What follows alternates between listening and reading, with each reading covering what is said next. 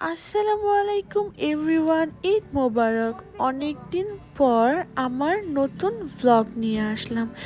যেহেতু আমি ক্লাস এবং কাজ নিয়ে খুবই ব্যস্ত থাকি, তাই আমার আর সময় করে ভ্লগ আপলোড করা হয় না। কিন্তু এবারের ভ্লগটি একেবারেই ভিন্নধর্মী হতে যাচ্ছে। যদিও আমার প্রত্যেকটা ভ্লগই ডিফারেন্ট, বাট এবারের ভ্লগটি আমি ঈদের শপিং নিয়ে করতে যাচ্ছি। আপনারা যারা ইউএসের বাহিরে থাকেন কিংবা বাংলাদেশে থাকেন, তারা হয়তো অনেকেই মনে করেন যে এখানে নিউ মার্কেট কিংবা গাউসিয়ার মতো কোনো দোকান নেই। তাই আজকে আমি আপনাদের ভুল ভেঙে দিতে এসেছি। এখানেও বাংলাদেশের নিউ মার্কেট গাউসিয়ার মতো দোকান আছে, যা একমাত্র নিউ ইয়র্কে আছে, ইউএসের অন্য কোনো স্টেটে নেই। আর এইখানে এটাকে আমরা বলে থাকি বাংলাদেশের নিউ মার্কেট কিংবা গাউসিয়া মার্কেট। যেহেতু এখানে নিউ মার্কেট গাউসিয়া মার্কেটের মতোই জামা কাপড়,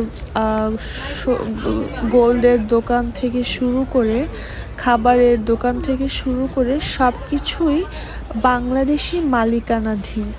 আর এখানে প্রত্যেক ঈদেই প্রচণ্ড মানুষের ভিড় হয়। যেহেতু ইউএসএতে এটাই একমাত্র জায়গা যেখানে এরকম গাউসিয়া নিউ মার্কেটের মতো সকল ধরনের দেশীয় পণ্য পাওয়া যায়, তাই আশেপাশের বাকি 50টা স্টেট থেকেই মানুষজন ঈদের 2 দিন আগে থেকেই এখানে ভিড় করা শুরু করে। কি নেই এখানে? শাড়ি, পাঞ্জাবি, লেহেঙ্গা, ছেলেদের আতর, টুপি থেকে শুরু করে ফুচকা, চটপটি, বিরিয়ানি, হালিম সব কিছুই এখানে সেল করা হয়। আর সবচেয়ে মজার ব্যাপার হচ্ছে এই জায়গাটি হচ্ছে নিউ ইয়র্কের প্রাণকেন্দ্র জ্যাকসন হাইটে অবস্থিত। আপনারা যারা বাংলাদেশি, ইন্ডিয়ান, পাকিস্তানি কিংবা নেপালি এশিয়ান কালচার, তারা সবাই এই জ্যাকসন হাইটসকে মোটামুটি কম বেশি সবাই চিনে আসবেন। আর ঈদ উপলক্ষে এখানে যেহেতু 2-3 দিনের একটি মেলার আয়োজন করা হয়, তাই মেলার 60% মানুষই বাঙালি, বাকি 40% ইন্ডিয়ান, পাকিস্তানি, অন্যান্য কান্ট্রি মিক্স। যেহেতু এটি একটি এশিয়ান এলাকা, আর আমার বাসাও জ্যাকসন হাইট থেকে খুব কাছে, তাই এবার আমি আমার হাজবেন্ডকে নিয়ে আসলাম একটু ঘুরে ঘুরে দেখার জন্য। যেহেতু প্রতিবারই আসা হয়, তাই এবার আপনাদের সাথে জিনিসগুলো শেয়ার করলাম। আমার ইউএসের কালচার, তাদের আমরা কিভাবে কি করি, এগুলারই একটি ভিডিও। আর এখানে যেহেতু জিনিসপত্রের দামও একটু তুলনামূলকভাবে বেশি, কজ এগুলা মূলত এশিয়ান কান্ট্রিগুলো থেকে শিপিং হয়ে আসে, তাই শিপিংয়ে যেহেতু একটি চার্জ আছে, আর যেহেতু ডলারের রেট বেশি, তাই এখানকার জিনিসগুলোর দামও বেশি। কিন্তু রোজার ঈদ তো বছরে একবারই আসে, তাই না? তাই মানুষজন এখানে তাদের পছন্দ মতো দেশি জিনিস কিনে তাদের ঈদটাকে আরও আনন্দময় করে তোলে।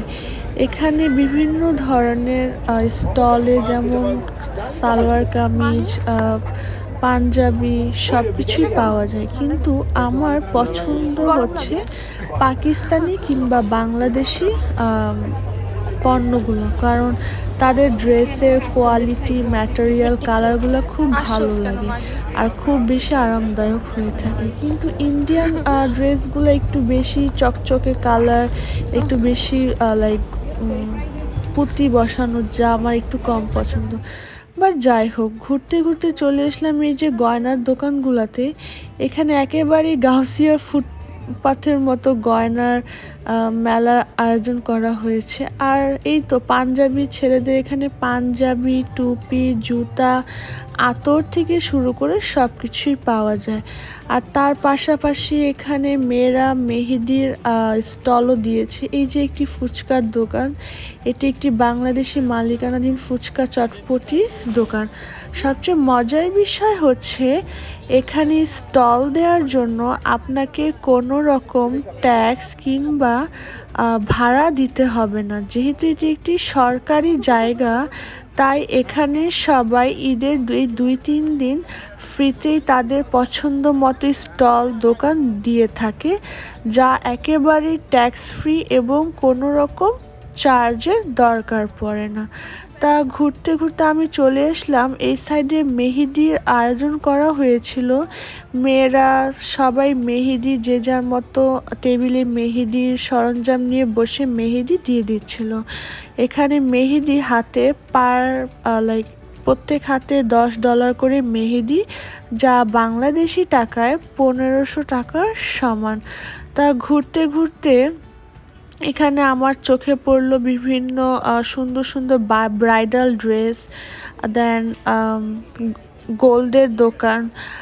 এখানে নর্মালি গোল্ড 22 ক্যারেটের থেকে শুরু হয়। আর বাংলাদেশে তো গোল্ডে অনেক বেশি ভেজাল থাকে, কিন্তু এখানে বেশিরভাগ গোল্ডই দুবাই থেকে ইম্পোর্টেড, আর দামও বাংলাদেশির তুলনায় কম। আমার বিয়ের সময় আমি আমার গলার হার থেকে শুরু করে যাবতীয় গোল্ডের জিনিস এই ইউএসএ থেকেই কিনে নিয়ে গিয়েছি, যেহেতু নিউ ইয়র্কে গোল্ডের দাম কম এবং বাংলাদেশে গোল্ডের দামটা একটু বেশি। তাই আপনারা যারা নেক্সটে ইউএসএ আসার প্ল্যান করছেন, নিউ ইয়র্কে আসার প্ল্যান করছেন, আপনারা চাইলে বাংলাদেশের গোল্ডের সাথে এখানকার গোল্ডের কম্পেয়ার করে দেখে কিনতে পারেন। আর হ্যাঁ, এখানে গোল্ডের দামও কম, প্লাস এখানে গোল্ডের মানটাও খুব বেশি ভালো। আর এই তো এখানে যেহেতু মেলা বসেছে, শুধুমাত্র জামা কাপড়ের নয়, মেহেদির থেকে শুরু করে গয়নাগাটি, খেলনা, ব্যাগ, এভরিথিং কিনে গাউসিয়া কিংবা নিউ মার্কেটে যা আছে তার থেকেও বেশি আয়োজন এখানে হয়ে থাকে। আর যেহেতু এখানে অন্যান্য স্টেট থেকেও মানুষজন আসে, তাই খুব বেশি ভিড় হয়ে থাকে। শুধু যে মেয়েরাই স্টল দিয়েছে তাই না, ছেলেরা, বয়স্ক কিংবা বাচ্চারাও এখানে মেতে উঠেছে। অ্যাকচুয়ালি এখানে যে লাভ বা আয় হয় তাই নয়, মানুষ যে 2-3টা দিন খুব মজা করে, খুব আনন্দ করে, এটাই অনেক বড় একটি বিষয়। তাই আপনারা যারা নেক্সট টাইম ইউএসএতে আসার প্ল্যান করছেন, চাইলে আপনারা ঈদেও এসে ঘুরে দেখতে পারেন। আশা করি আপনাদের ভালো লাগবে। এখানে সব কিছুই পাওয়া যায়, কি না পাওয়া যায়, এভরিথিং। শুধুমাত্র আমি আমার ফ্যামিলিকে একটু মিস করি, বাবা মা, ভাই বোন, দাদি। আশা করি তারাও একদিন এসে জায়গাটা ঘুরে দেখবেন। যেহেতু আমি এবং আমার হাজবেন্ডের শপিং অলমোস্ট কমপ্লিট, কিন্তু দেশীয় কিছু দেখার জন্য এখানে আমরা আজকে চলে আসি। এই তো এখানে মেহেদির দোকান থেকে শুরু করে ড্রেস সব কিছুই মোটামুটি ভালোই সেল চলছিল এখানে। তাছাড়া সবাই একটু দামাদামি করছিল, ড্রেস দেখছিল। আর এই ড্রেসটির দাম $200, যা বাংলাদেশি টাকায় 25,000 টাকার সমান। সামনে ফুচকার স্টলে সবাই ফুচকা খাচ্ছিল, রোজার দিনও মানুষ খাওয়া দাওয়া করছিল, ইউএসএ বলে কথা। তো এই তো বাজার এবং শপিং শেষে আমরা গাড়িতে উঠে পড়ছিলাম। আর এই তো এটা আমার নতুন 2024 মডেলের RAV4 XLE প্রিমিয়াম। আর এই গাড়িটি আমি সম্পূর্ণ ক্যাশেই কিনেছি, আলহামদুলিল্লাহ। যেহেতু আমার লোন, ইন্টারেস্ট এসব ঝামেলা পছন্দ নয়, তাই বাজার এবং শপিং শেষে আমি এবং আমার হাজবেন্ড দুজন বাসার উদ্দেশ্যে রওনা হয়ে পড়ি। আজকের দিনটিও খুব সুন্দর ছিল, সানি। আজকে পর্যন্তই, সবাই আমাদের জন্য দোয়া করবেন। আর ভিডিওটি ভালো লাগলে বেশি করে লাইক, শেয়ার করবেন এবং আপনার ফ্রেন্ডদের ইনভাইট করবেন। আল্লাহ।